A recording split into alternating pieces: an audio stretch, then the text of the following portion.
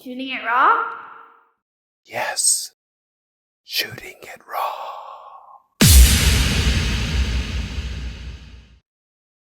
In this photograph, it's color. You're both standing together in what could be, maybe it's still the same trip. I don't know. Maybe you're in a Central South America place, or maybe you're in Spain, for all I know. It looks like there are cobblestones in the background. You're in the foreground. Charles, you're wearing a very nice yellow, I guess, Hawaiian shirt. Roxanne, yeah, you're wearing a kind of a light blue blouse. Looking at the photographer, what's the event or the moment here? That was a total exploration of a little village, a quaint little village with a whole lot of color. So, it's every house was a different color.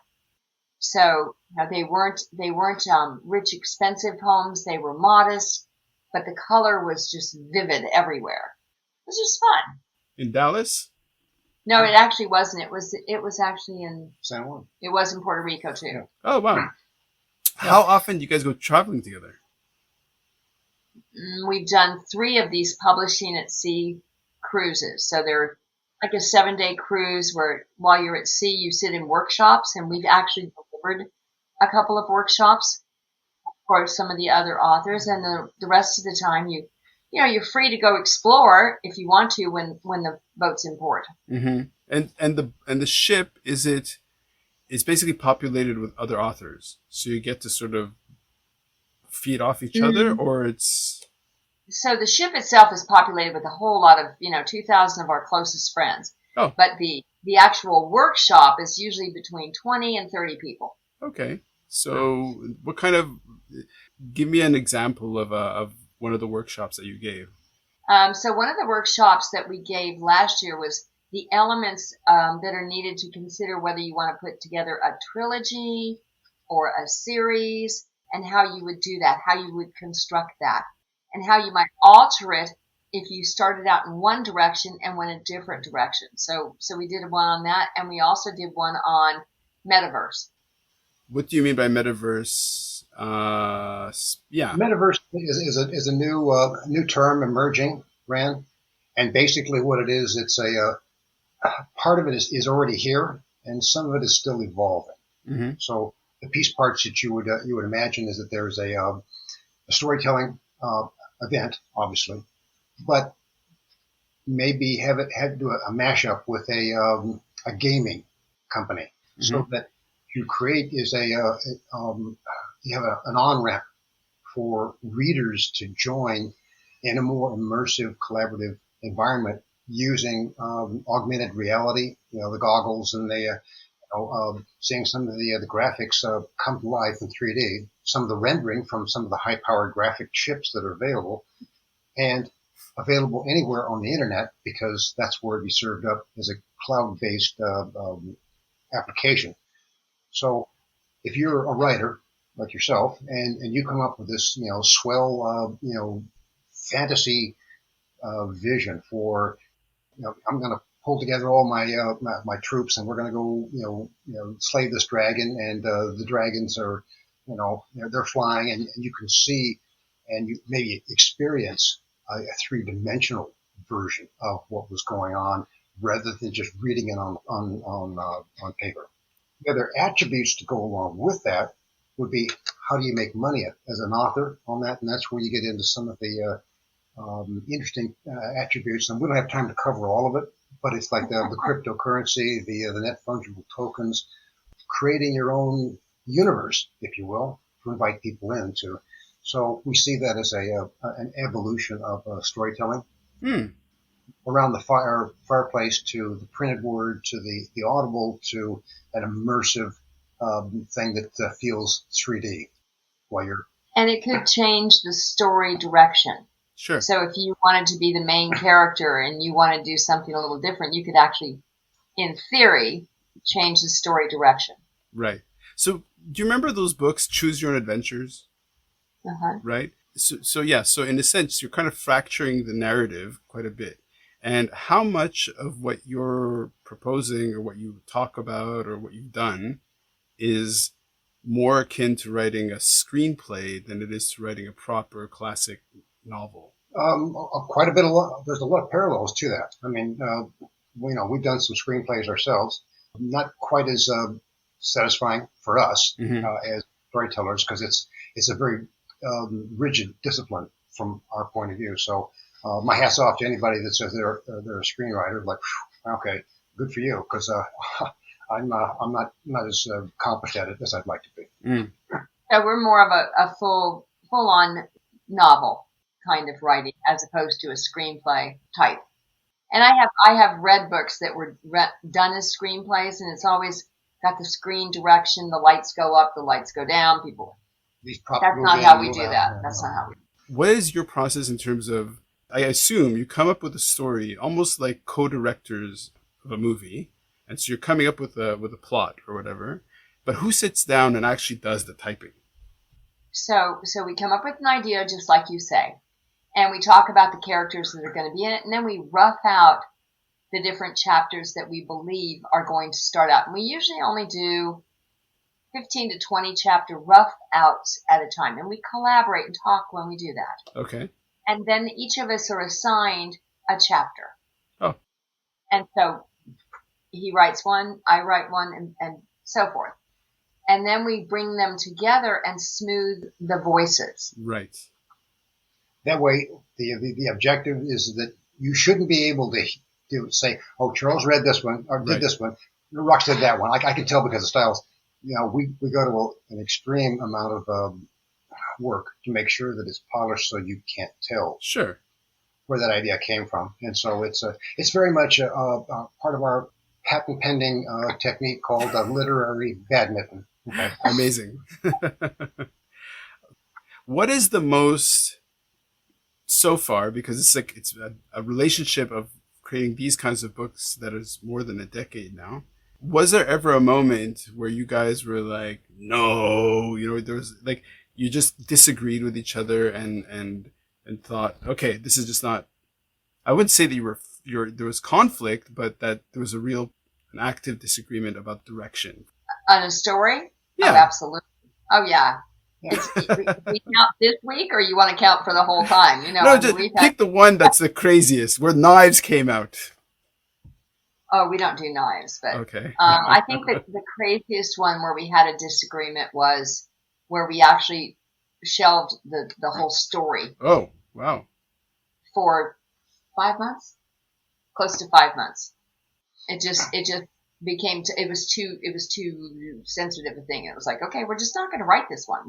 We'll write something else. Right. And so that now it's coming. It's going to come back. Okay. How do you feel about your subconscious informing how you make decisions?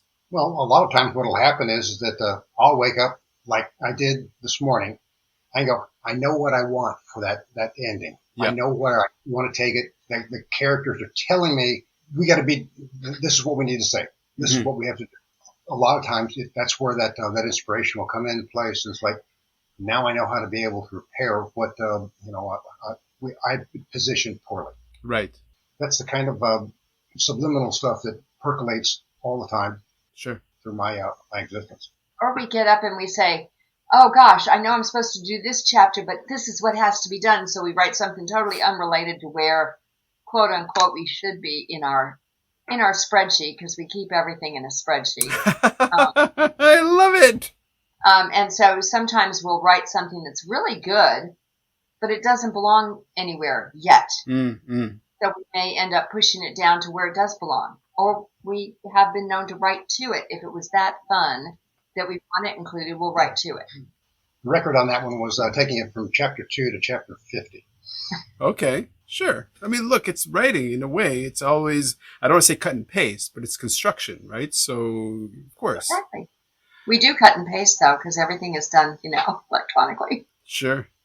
Is there a pattern in terms of, if we're to say that you're archetypes, right? So, not to say yin and yang, but if there are patterns of personality, are you both like-minded and that's why you work well together? Are you kind of opposites attract sort of sort of thing, and that's why you work well together. So why do you work well together? It's sort of like being in a boat. And each of us has an oar. Okay. And if we're pulling together, and we head in a single direction, and if one of us is overamping, then we tend to go in, off to one side or in circles. So it's not uncommon to be able to say, well, wait a minute, we were aiming this way. How about can you find me, break out the compass, Charles? Is there an engineer between the both of you? We're both engineers, technically. Ah, okay. What kind of engineering? Well, it's software engineering, so, technology stuff. Okay. I'm a solution architect for voice and data networks. I've worked on global accounts, again, for multiple companies, British Telecom. So all that kind of stuff, that's the day job, and that's where we get to see some of the technical challenges that show up, threat, the things that are like, man, the wheels fell off this one. Look at this. We can use this for a story. You're both full-time workers with day jobs, and as a side job, you're putting together this, and it's called the Enigma Series? Yeah. Respect. How little do you sleep per night? 3 hours, 4 hours? No, I mean, it's not. We have good jobs and we like our jobs. We used to actually write faster than we do now. But it's funny, since COVID, work in technology fields has actually gotten more demanding, I think would be a fair term. And so I'm a morning writer. I get up at 4:30, 5 o'clock in the morning, and I write until it's time to go to work. Oh, wow. And Charles? I like to write in the morning too. And then when that doesn't work, I'll basically clear my calendar off and just, I work on two machines, one for corporate, one for personal. Right. And so if somebody wants something, I work on it. I'll switch over that and do that. But I give them this thread of, okay, I want another chapter. Give me another, polish this one. This isn't ready for prime time. And this one isn't clearly ready for Roxanne to look at. So it's build that synergy, the energy to be able to work at a particular time. And I can do it, but I prefer the morning. So let's rewind the tape a little bit. Roxanne, what were you like as a kid? Like, why choose writing, and how far back does that go? Writing for me goes back to, the teenage years when poetry and flowers and, art was just filling the air of a teenager, so the writing went back to then. But I was kind of a determined little kid, and a nonconformist. I believe you 100%. I'm one of those kids that had to have two different color socks no matter what my outfit looked like. It just, no matter what my mother protested. So, that's how I kind of came across. Okay. And Charles? It's sort of a peculiar story. In high school, they said, we want you to build a business, and we're going to go ahead and show you how real corporations work. You'll issue stock, and we hit on the idea of being a publishing newspaper. Oh, okay. And what happened was that it ended up with a lot more social comment in it than what he liked, and it turned into an underground newspaper quite by mistake. But I guess I got the taste for being that the person that comments on what I see. This is my life. These are the things that I see going on, and I want to be able to explore it. And I want to have people look at it and say, I hadn't seen that. Okay. And then he created a comic book store. Oh, really? Yep. That's amazing. Yeah, we were wholesale distributors for Marvel Comics, DC Comics, in the last half of the last century. Okay, No fighting now. No fighting. No, we're not fighting. It's not, no, we did a great job with it. I've seen pictures of. Yeah, the bookstore that I built and sold is still there. Oh, amazing. They had their 30th anniversary and they were, popping champagne and my brother drove by and he goes, I cannot believe it's still there, Charles. That's amazing. That's amazing. Let's take that as the perfect segue to go on to the next photo, shall we? Okay. Awesome. Sounds fun.